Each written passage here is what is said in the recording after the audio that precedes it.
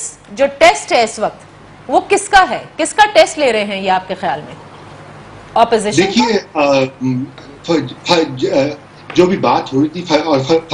इन्होंने कहा भी फारूक साहब ने कि ये किसको पैगाम दे रहे हैं या ये स्ट्रेंथ का शो दिखा रहे हैं, किसको दिखा रहे हैं, तो ये बड़ा वाज़ेह है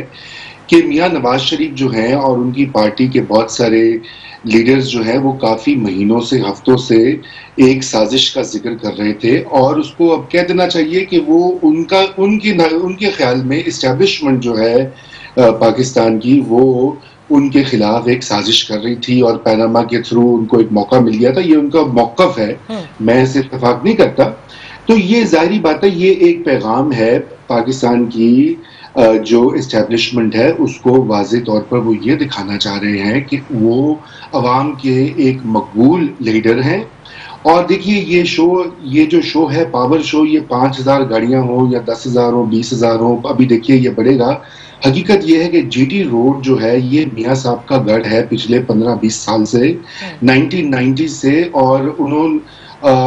यहाँ पर उनके जो पेट्रोनेज का नेटवर्क है वो बहुत वाज़े है, बहुत वसी है।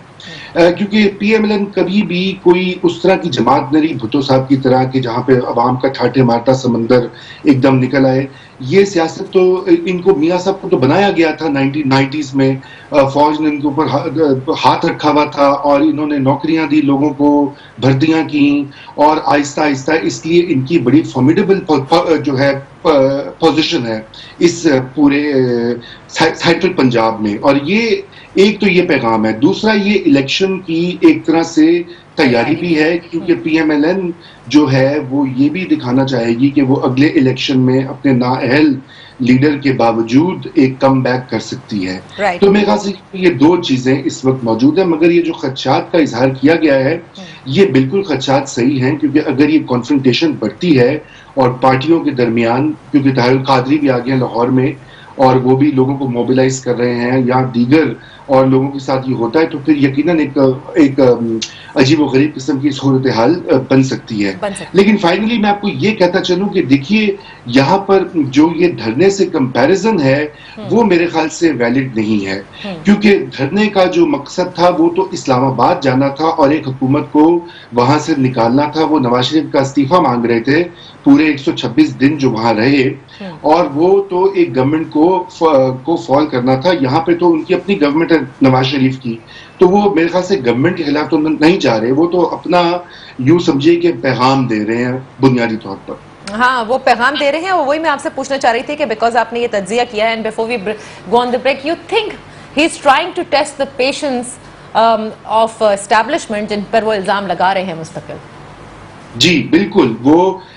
पेशेंस भी उनकी टेस्ट कर रहे हैं, उनसे यूं समझिए कि एक तरह से कुछ कहे बगैर वाज़े अल्फाज में एक जो है अपना मौक़िफ़ भी बयान कर रहे हैं। और सबसे अहम ये कि देखिए नाअहली का अब एक धब्बा तो लग गया ना। सुप्रीम कोर्ट के 5 जजों ने एक बहुत सख्त फैसला दिया, उससे पहले 2 जजेस ने उनको गॉडफादर और क्या क्या कहा गया। तो अब